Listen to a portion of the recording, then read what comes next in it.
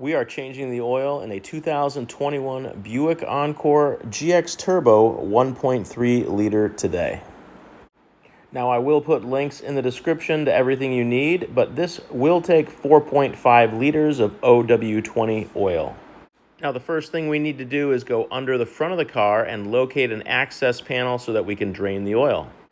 Here is the access panel, and there are 3 bolts that you're going to need a 7mm socket wrench to remove. With that plastic cover removed, you can see both your oil filter and the drain plug. Now just use your 3/8 socket extension to give that drain plug a twist and remove it. Here's a shot of that drain plug. You're only going to give it a half twist to get it out, and just be careful, it is made of plastic, so be gentle with it. Once the oil is drained, I'm going to replace the oil filter with a TG12447 Fram oil filter. Don't forget to put a little oil on the seal and spin the oil filter on hand tight and then give it another half twist. With the new filter installed and the drain plug reinstalled, we can now add 4.5 liters of OW20 oil. Of course, we want to check the dipstick to make sure that our oil level is sufficient. And if it is, at that point, you have successfully completed this oil change.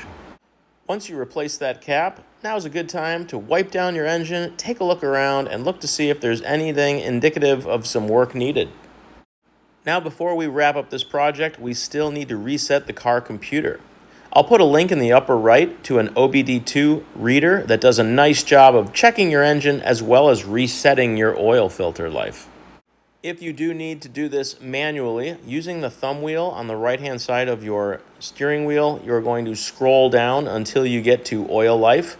Then you're going to press and hold that same button until your oil life changes to 100%.